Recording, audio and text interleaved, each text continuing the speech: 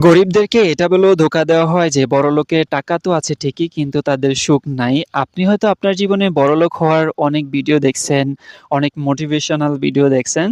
আজকে আমি আপনাকে মোটিভেট করব কিভাবে গরিব থাকা যায় এবং গরিব থাকার কি বেনিফিট আছে এবং একটা ভাব সম্প্রসারণও আছে যে অর্থই আসলে অনর্থের মূল।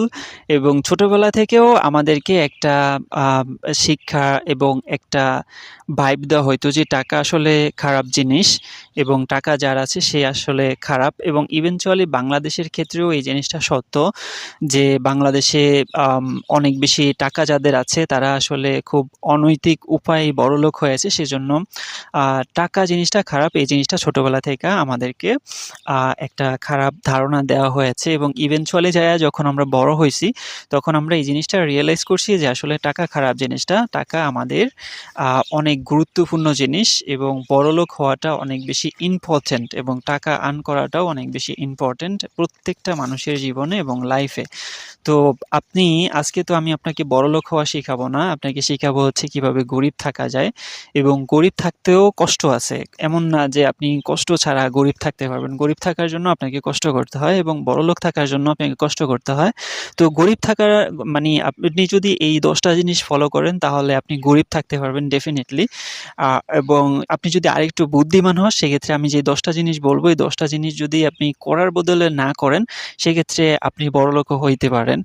তো আমি যেটা বলতেছিলাম যে অর্থই অনর্থের মূল, এরকম একটা ভাব সম্প্রসারণ আছে এবং ছোটবেলা থেকে আমাদেরকে একটা ভাইব দেওয়া হয়েছে। ধরুন আপনি ছোটবেলায় মা বাবার কাছে টাকা চাইছেন, আপনাকে টাকা দেওয়া হয় নাই কারণ টাকা দিলে আপনি খারাপ হয়ে যাবেন বা খারাপ পথে আপনি খরচ করবেন, এরকম একটা হয়তো চিন্তাধারা আপনার মাথার ভিতরে দেওয়া হয়েছে। এবং বড় হওয়ার পরে এবং আপনি যে পড়াশোনা করেন পড়াশোনার ইভেন ইন্ড গোল হইলো টাকা ইনকাম করা, চাকরি করা, টাকা ইনকাম করা। এবং আপনি আপনার জীবনে যা কিছুই দরকার, একটা টি-শার্ট কিনবেন সেক্ষেত্রেও টাকা দরকার, একটা শার্ট কিনবেন এবং একটা লুঙ্গি কিনবেন, একটা প্যান্ট কিনবেন সেক্ষেত্রেও কিন্তু আপনার টাকার প্রয়োজন আছে এবং খুবই গুরুত্বপূর্ণ জিনিস একটা। তো ১ম নাম্বার যেই জিনিসটা আপনাকে বলব আপনি গরিব থাকার জন্য ফলো করতে পারেন সেটা হচ্ছে সমস্যা নিয়ে থাকা। আপনার আশেপাশে কি সম্ভাবনা আছে ওই জিনিসটা আপনি ভাববেন না। সবসময় আপনি সমস্যার দিকে খেয়াল করবেন যে আমি এই জিনিসটা করব কারণ এই সমস্যার কারণে আমি করব না। এই সমস্যার কারণে আমি করতে পারতেছি না। এবং দ্বিতীয়ত হচ্ছে গরিব মানুষদের সঙ্গ নেওয়া। একটা কোট আছে বা একটা কথা আছে যে আপনি যদি ১০ জন মিলিয়নিয়ারের সাথে চলেন তাহলে ১১ নাম্বার মিলিয়নিয়ার হবেন আপনি। তো এক্ষেত্রে যদি আপনি গরিব থাকতে চান তাহলে ১০ জন গরিবের সাথে চললে আপনি ১১ নাম্বার গরিব থাকতে পারবেন। এবং ৩ নাম্বার হচ্ছে নেগেটিভ থাকুন। সবসময় চিন্তা করবেন আপনার কি নাই বা নেগেটিভ ওয়ার্ড সবসময় ব্যবহার করবেন। পজিটিভ ওয়ার্ড ব্যবহার করা যাবে না। নেগেটিভ ওয়ার্ড ব্যবহার করতে থাকবেন এবং কমফোর্ট জোনের ভিতরেই থাকবেন। আপনি যেখানে শান্তিতে আছেন এবং সুখে আছেন, যেই কমফোর্ট জোনে আছেন কোনো রিস্ক নেওয়া যাবে না।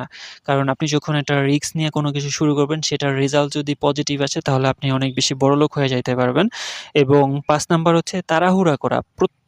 মানি যারা কোনো কিছু পেতে চায় তাহলে তারা হচ্ছে আস্তে বুঝে প্রত্যেকটা স্টেপ আগায়। আর আপনি ওই জিনিসটা পেতে না চান এই কারণে হচ্ছে তাড়াহুড়া করবেন। এবং হচ্ছে দুশ্চিন্তা বেশি করা। দুশ্চিন্তা করলে আপনার অনেক বেশি টেনশন হবে এবং টেনশন হলে আপনার স্বাস্থ্য খারাপ হবে। স্বাস্থ্য খারাপ হলে আপনি গরিবও থাকতে পারবেন কারণ আপনার অনেক বেশি টাকা লস হবে যখন আপনার স্বাস্থ্য খারাপ হবে। এবং কথা বেশি বলবেন, কাজ কম করবেন। এটাও একটা মানি জিনিস গরিব থাকার একটা সুন্দর মাধ্যম। এবং একটার পর একটা উদ্যোগ নিয়ে সেটাকে সম্পূর্ণ করবেন না। একটার পর একটা নতুন উদ্যোগ নিবেন। উদ্যোগ নিতেই থাকবেন। সম্পূর্ণ করার দরকার নেই। তারপর হচ্ছে প্রত্যেকদিন আপনি আপনার লো এনার্জি দেখাবেন, যে আমার শরীর ক্লান্ত। তারপর হচ্ছে নেগেটিভ কথাবার্তা বলতে থাকবেন নিজের কাছ থেকে। তারপর হচ্ছে ভাগ্যকে দোষ দিবেন যে আপনার ভাগ্যে এই জিনিসটা ছিল না, তার জন্য আপনি পান নাই। যেকোনো কিছু হয়তো একটা YouTube চ্যানেল শুরু করতে চাইছেন, ১০ টা ভিডিও বানাইছেন, তারপরে ভাগ্যকে দোষ দিবেন যে ১০ টা ভিডিও বানাইছি, এখন তো আমার আর ভিডিওতে ভিউ হয় না। তো এভাবে আপনি চাইলে হচ্ছে গরিব থাকতে পারবেন। তো এই জিনিসগুলো আমি শিখেছি হচ্ছে ব্রেইন ব্যালেন্স, ব্যাংক ব্যালেন্স বই থেকে এবং আমি আমার মতো করে ১০ টা আপনাদের সাথে শেয়ার করেছি। আরো অনেকগুলা আছে, চাইলে আপনি বইটা থেকে আসলে পড়তে পারেন এবং আরো বাকিগুলা যদি জানতে চান তাহলে অবশ্যই কমেন্ট করে জানাবেন।